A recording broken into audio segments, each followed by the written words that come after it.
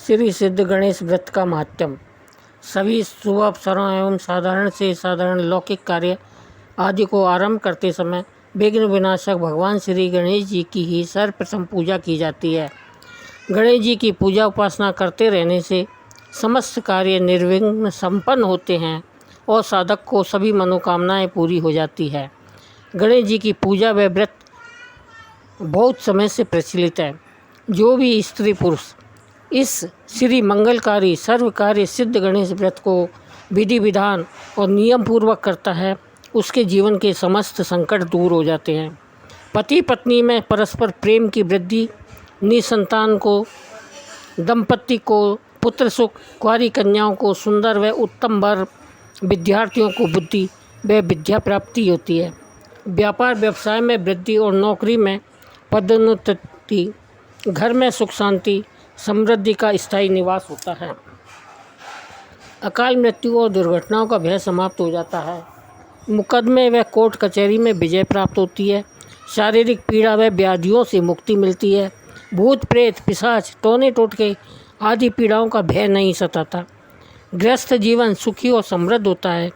यह बहुत ही बड़ा मंगलकारी फलदायक सर्वकार्य सिद्धि दाता व्रत है, जिसे सभी को अवश्य करना चाहिए। व्रत की विधि। यह व्रत अत्यंत ही सरल है। शुक्ल पक्ष में कोई भी बुधवार के दिन किया जाता है।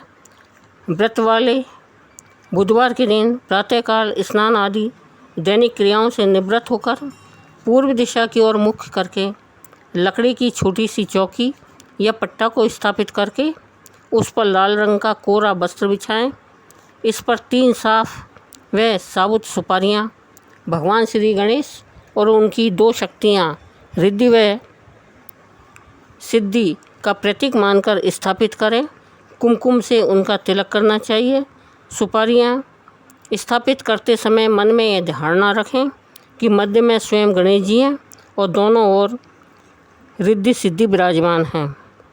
अब तीनों सुपारियों की बारी बारी से शुद्ध जल से स्नान कराएं। उनके कुमकुम, सिंदूर या रोली, अक्षत तथा हल्दी, धूप दीप से इनकी पूजा करनी चाहिए और हरी दूर्वा तथा लाल रंग के पुष्प भी अर्पित करने चाहिए। नैवेद्य के रूप में 5 बूंदी के या बेसन के लड्डू रखने चाहिए, क्योंकि लड्डू गणेश जी को बहुत ही प्रिय हैं। लड्डू के अभाव में 5 गुड़ के टुकड़े भी लड्डू के प्रतीक स्वरूप रख सकते हैं। दक्षिणा स्वरूप 1-1 रुपये का सिक्का रखें। फिर गणेश जी की कथा, चालीसा व समय अनुसार गणेश जी के विभिन्न नाम, गणेश कवच, विशिष्ट स्तुतियाँ, अनेक श्रोत आदि का पाठ करें व आरती करें। फिर वहाँ पर उपस्थित सभी सदस्यों को आरती दें तथा प्रसाद बाँटें। इसके बाद पूजन की तीनों सुपारियों को तथा दक्षिणा के सिक्कों को पट्टे पर बिछाए गए लाल कपड़े में लपेटकर घर के पूजा गृह में अथवा अलमारी या सिंदूक में रख दें।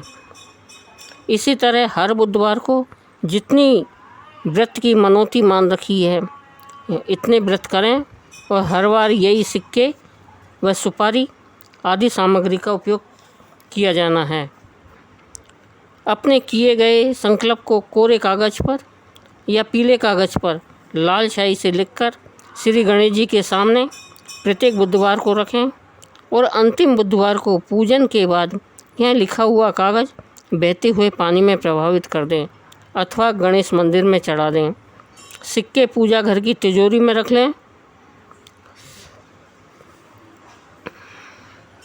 इस व्रत के फल वृद्धि करने के लिए व्रतकर्ता को चाहिए कि अपने रिश्ते मेल मिलाप वाले आदि सभी व्यक्तियों को इस मंगलकारी एवं सिद्ध गणेश व्रत के महात्म्य को बताएं।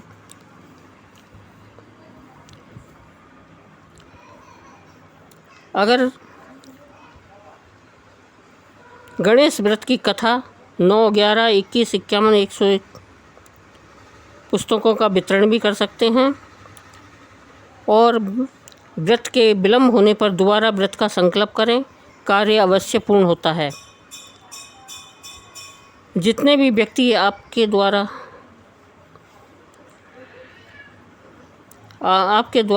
या आपकी प्रेरणा से इस व्रत को करना आरंभ करेंगे, उसका फल भी आपको प्राप्त होगा और आपके भाग्य में श्री वृद्धि व सुख संपत्ति निश्चित होगी। श्री गणेश व्रत कथा इस प्रकार है। एक समय की बात है, शौनक आदि 88,000 ऋषि मुनि एकत्र होकर श्री सूत जी के पास आए और सूत जी से बोले, हे ऋषि श्रेष्ठ सूत जी महाराज, सभी प्रकार के कार्यों को निर्विघ्न समाप्ति किस प्रकार से संभव हो, धन उपार्जन में सफलता कैसे प्राप्त हो और मनुष्यों को उत्तम पुत्र, सौभाग्य एवं संपत्ति की प्राप्ति किस प्रकार से संभव हो सकती है, पति पत्नी में कलह मतभेद न हो, आपस में प्रेम भाव बना रहे, भाई भाई में प्रेम और बंधुत्व कैसे स्थापित हो, उसके मन में दूरी ना रहे, ऐसा होना किस प्रकार से संभव है। विद्यार्थियों को विद्या बुद्धि, व्यवसायियों को वाणिज्य व्यापार, किसानों को कृषि पशुधन एवं शासकों को अपने शत्रुओं पर किस प्रकार से विजय पाने में सफलता प्राप्त हो, इसके लिए वे किस देवी देवता का पूजन व्रत करें, हमें विस्तार से सुनाएं। श्री सूत जी बोले, जब कौरव पांडवों की सेना महाभारत के युद्ध के लिए एकत्र हुई तो युधिष्ठिर ने भगवान श्री कृष्ण जी से पूछा, हे श्री कृष्ण जी, आप हमें यह बतलाइए कि हम किस देवता की पूजा आराधना करें जिससे इस युद्ध में हमें विजय पा सकें। श्री कृष्ण जी बोले, हे युधिष्ठिर, आप समस्त देवताओं में सर्वमंगल पूजनीय श्री गणेश जी की पूजा कीजिए। उनकी पूजा आराधना करने से आप अपना खोया हुआ राजपाट को पुनः प्राप्त कर सकेंगे। तब युधिष्ठिर ने के पूछने पर श्री कृष्ण जी ने उन्हें सर्वमंगलकारी सर्वकाय सिद्ध गणेश व्रत का संपूर्ण विधि विधान बतलाते हुए कहा कि त्रिपुरासुर का वध करने के लिए त्रिनेत्रधारी महादेव जी ने, वत्रासुर का संहार करने के लिए इंद्रदेव ने, गौतम ऋषि को पाने के लिए अहिल्या ने, नल को पति के रूप में वरण करने के लिए दमयंती ने, सीता जी की पुनः प्राप्ति के लिए श्री रामचंद्र जी ने, सीता जी के दर्शनों को पाने के लिए हनुमान जी ने, समुद्र से अमृत प्राप्त करने के लिए देवताओं ने, गंगा जी को धरती पर लाने के लिए भागीरथ ने भी यह सिद्ध गणेश जी की आराधना करके अपने अपने कार्य में सफलता प्राप्त की थी। कृष्ण जी कहते हैं कि मैंने भी रुक्मणी प्राप्त करने की इच्छा से श्री गणेश जी की आराधना की थी। उनके ही कृपा प्रसाद से मुझे रुक्मणी प्राप्त हुई है। इसलिए हे युधिष्ठिर, तुम भी यदि इस युद्ध में विजय प्राप्त करना चाहते हो तो सर्वमंगलकारी सर्वकार्य सिद्ध श्री गणेश जी की पूजा आराधना करो, क्योंकि श्री सिद्ध गणेश जी की विधि पूर्वक पूजा आराधना करने से विद्यार्थी विद्या को, धनार्थी धन का, जपार्थी जप का, पुत्रार्थी पुत्र का, सौभाग्यशालिनी स्त्रियां अटल सौभाग्य का, कुंवारी कन्या सुयोग्य पति का सुख प्राप्त करती है। विधवा स्त्री को जन्म जन्मांतर में कभी भी विधवा का दुख नहीं भोगना पड़ेगा। श्री सूत जी बोले, हे ऋषियों, सर्वमंगलकारी सर्वकाय सिद्ध श्री गणेश जी का व्रत पूजन करने से सभी को अविष्ट की प्राप्ति होती है और उनके समस्त संकट दूर हो जाते हैं तथा सभी कार्य सिद्ध होते हैं। भगवान श्री कृष्ण बोले, हे युधिष्ठिर, इस प्रकार सर्वमंगलकारी श्री सिद्ध गणेश जी की पूजा आराधना करने से तुम भी इस युद्ध में अपने शत्रुओं पर विजय प्राप्त कर लोगे, अपने राज्य और संपत्ति को पुनः प्राप्त कर लोगे। तब युधिष्ठिर ने श्री कृष्ण जी द्वारा बताए अनुसार अपने बंधु बांधवों सहित श्री सिद्ध गणेश जी की पूजा आराधना करके उस महाभारत के युद्ध में अपने शत्रुओं पर विजय प्राप्त कर अपना राज्य पुनः प्राप्त कर लिया। श्री सूत जी बोले, हे ऋषियों, जिसका भाग्य रूठा हुआ हो, यदि वह व्यक्ति भी सिद्ध गणेश जी की पूजा व्रत करे तो उस मंदभावी के विचारे हुए सभी कार्य सिद्ध हो जाते हैं। इस परम पावन कथा को जो भी व्यक्ति श्रद्धा भक्ति पूर्वक एकाग्रचित्त होकर सुनता है, पढ़ता है, सुनता है, सुनाता है, उसके सभी कार्य सिद्ध होते हैं और श्री सिद्ध गणेश जी की कृपा प्राप्त होकर सुख समृद्धि की प्राप्ति होती है। बोलो जय मंगल सर्वमंगलकारी सर्वकार्य सिद्ध श्री गणेश जी की जय हो। सर्वमंगलकारी श्री सिद्ध गणेश की व्रत की दूसरी कथा। बहुत पुरानी बात है। एक पति पत्नी जो गणेश भक्त थे, एक दिन जय गणेश का गुणगान करते हुए एक निर्जन वन से गुजर रहे थे। वहाँ वन में भटक रही लीला नामक एक दुखियारी स्त्री के कानों में जब मन को मोह लेने वाला और अति प्रिय लगने वाला श्री सिद्ध गणेश का उच्चारण सुना तो वह मंत्रमुग्ध सी खड़ी रह गई। जब वे पति पत्नी एक पेड़ के नीचे विश्राम करने के लिए रुके तो उनके पास पहुंची और हाथ जोड़कर बोली, आप दोनों किसके प्रभाव से इतने सुखी, संपन्न, प्रसन्न और स्वस्थ दिखाई पड़ रहे हैं? मैं अभागन बहुत वर्षों से दुखी हूँ और कष्ट में हूँ। कृपया आप मुझे दुख का निवारण या कोई उपाय बताइए। तब उन दोनों ने मंद मंद मुस्कुराते हुए एक दूसरे की ओर देखा और बोले कि बहन, हम दोनों ही सर्वमंगलकारी सर्व कार्य सिद्ध श्री गणेश जी का व्रत कर रहे हैं, जिसको करने से सारे दुख, कष्ट और कलेश नष्ट होकर सुख संपत्ति, संतति, बुद्धि और वैभव आदि की प्राप्ति होती है। उनके मुंह से यह बात सुनकर लीला बहुत प्रसन्न हुई और विनयपूर्वक कहने लगी कि मैं भी इस के बारे में बिल्कुल अनभिज्ञ हूँ। आप कृपा करके मुझे विस्तार से इस सर्वमंगलकारी सर्वसिद्ध कार्य सिद्ध श्री गणेश व्रत के विधि विधान आदि के बारे में बतलाइए, ताकि मैं भी व्रत करके सिद्ध गणेश की कृपा प्राप्त कर सकूं। तब उन्होंने बताया कि हम लोग जो यह व्रत कर रहे हैं, यह बहुत प्राचीन काल से प्रचलित है। इसे किसी भी महीने के शुक्ल पक्ष के शुभ बुधवार से आरंभ करते हैं और फिर उसे कथा के बारे में सब कुछ विधि पूर्वक बताया। व्रत की विधि व वर्णन सुनकर लीला अत्यंत ही प्रसन्न हुई और उसने अपने मन में अगले बुधवार से ही सर्वमंगलकारी कार्य सिद्ध श्री गणेश व्रत करने का संकल्प किया और फिर बुधवार से व्रत विधि पूर्वक करना आरंभ कर दिया। उसका पति, जिसका चरित्र व व्यवहार उसके प्रति कुछ अच्छा नहीं था, केवल 3 बुधवार बीतते ही उसमें बहुत सुधार आ गया। उसे अपनी गलती का एहसास हो गया। अब लीला और अपने परिवार से वह बहुत खुश थी और प्रेम करने लगा।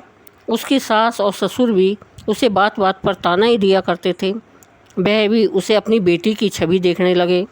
लीला के अभी तक कोई संतान नहीं थी, जिसके कारण वह अत्यंत दुखी रहा करती थी और घर वालों व दुनिया के ताने सहा करती थी। केवल 5 ही बुधवार बीते थे कि वह इस मंगलकारी व्रत के प्रभाव से गर्भवती हो गई और उसे एक सुंदर पुत्र की प्राप्ति हुई, जिसके पैदा होते ही घर परिवार में चारों ओर खुशियों की बरसात होने लगी। जो पड़ोस की औरतें पहले उसे ताने दिया करती थी, वह अब उसकी बड़ाई करती थी। वे सभी उससे उसकी प्रसन्नता और संपन्नता के बारे में जानने की इच्छुक रहती थी। तब लीला ने एक दिन सभी सौभाग्यशाली स्त्रियों को अपने घर पर आमंत्रित किया और इस सर्वमंगलकारी सिद्ध श्री गणेश व्रत का प्रभाव बताया। लीला सदा ही इस व्रत को नियम पूर्वक करती रही और जैसे गणेश जी ने लीला और उसके घर परिवार को सुखी संपन्न किया, वैसे सभी को करे। जो भी स्त्री पुरुष इस कथा को पढ़ेगा अथवा सुनेगा, उसके सभी मनोरथ व कार्य सिद्ध होंगे। बोलो जय सर्वमंगलकारी सर्व कार्य सिद्ध श्री गणेश जी की जय। इस व्रत को करने से पुत्री का विवाह संपन्न हुआ। किरण की बेटी मानसी वैसे तो थी बहुत ही बड़ी गुणवान, परंतु रंग कुछ दबा हुआ था। ऊपर से उसके आमदनी का जरिया भी ऐसा नहीं था कि वह ज़्यादा दान दहेज देकर अपनी लड़की के हाथ पीले कर सके। मानसी की उम्र विवाह योग्य होने पर भी उसकी शादी नहीं हो पा रही थी। धीरे धीरे उसकी आयु के साथ साथ उसके माता पिता की चिंता भी बढ़ती जा रही थी। वैसे मानसी घर के सभी कार्यों में बहुत ही कुशल होने के साथ साथ BA तक पढ़ी भी थी। स्वभाव से भी बहुत ही हंसमुख और मिलनसार थी, पर फिर भी उसे एक अच्छा वर नहीं मिल पा रहा था। एक दिन किरण अपनी सहेली राधा के घर गई तो देखा वह एक पुस्तक बड़े ध्यान से पढ़ रही थी। किरण ने उससे पूछा, क्या पढ़ रही हो? तब राधा ने कहा, यह सर्वमंगलकारी श्री सिद्ध गणेश व्रत कथा की पुस्तक है। हमारी नंद ने आज ही इस व्रत का उद्यापन किया था। जब किरण ने राधा के हाथ से पुस्तक लेकर उसे कुछ पेज पढ़े तो उसे श्री सिद्ध गणेश की कृपा से उसके मन में भी यह व्रत करने की इच्छा हुई। वह उस पुस्तक को राधा से लेकर अपने घर पर आ गई और बुधवार की प्रातः उसने अपनी बेटी मानसी सहित स्नान आदि क्रिया से निवृत्त होकर सर्वमंगलकारी श्री सिद्ध गणेश व्रत को करने का संकल्प किया और पूर्ण विधि पूर्वक व्रत करना आरंभ किया और उसके आश्चर्य की कोई सीमा न रही जब दूसरे ही बुधवार को उसके घर के एक रिश्तेदार के मानसी के लिए एक अच्छे पढ़े लिखे और अच्छी नौकरी वाले लड़के का रिश्ता लेकर उसके यहाँ आ गए। गणेश जी की कृपा से जब डूबा हुआ रुपया वसूल हो गया। बंटी के परिवार में पति पत्नी और उसके 2 बच्चे थे। व्यापार बहुत बड़ा नहीं था परंतु परिवार की सुख सुविधा के लिए पर्याप्त था। व्यापार में उधार देना भी बहुत ज़रूरी था। ऐसे में एक व्यापारी की तरफ से धीरे धीरे उनका कई लाख रुपया उधार हो गया। उस व्यापारी की नीयत में खोट आ गई। वह उधार चुकाने में रोज़ नए बहाने बनाने लगा। उन्हें माल देने वाली कंपनियों ने साफ कह दिया कि यदि सही समय पर उनका पैसा जमा नहीं करवाया तो कंपनी उन्हें माल देना बंद कर देगी। उसकी तो रातों की नींद और दिन का चैन गायब हो गया। एक दिन किसी गहरी सोच विचार में डूबा अपनी दुकान पर बैठा था कि अचानक एक मित्र अजय उसके पास आया। अजय के पूछने पर बंटी ने अपनी सारी परेशानी उसको बताई। अजय ने कहा, तुम सर्वमंगलकारी श्री सिद्ध गणेश व्रत का करना शुरू कर दो। यह व्रत सब दुखों का निवारण करके शीघ्र ही मनोवांछित फल देने वाला है। ऐसा कहकर अजय ने सर्वमंगलकारी श्री सिद्ध गणेश व्रत कथा की पुस्तक निकाल कर दी और कहा कि इस पुस्तक की विधि अनुसार व्रत करो। बंटी ने घर आकर सारी बात अपनी पत्नी को बताई। फिर अगले बुधवार से दोनों पति पत्नी ने पूरी श्रद्धा और विश्वास के साथ इस व्रत को करना आरंभ किया। 2 व्रत के होते ही एक दिन वह व्यापारी बंटी की दुकान पर आया और कहने लगा, उसे माल बेचकर बहुत लाभ हुआ और उसे अब ज़्यादा माल चाहिए। साथ ही उसने पुराना उधार चुकता करके अगले माल की पेमेंट भी एडवांस में दी। बंटी तो इस बात का चमत्कार देखकर भाव विभोर हो गया। हाँ, बोलो जय सर्व मंगलकारी श्री गणेश भगवान की जय।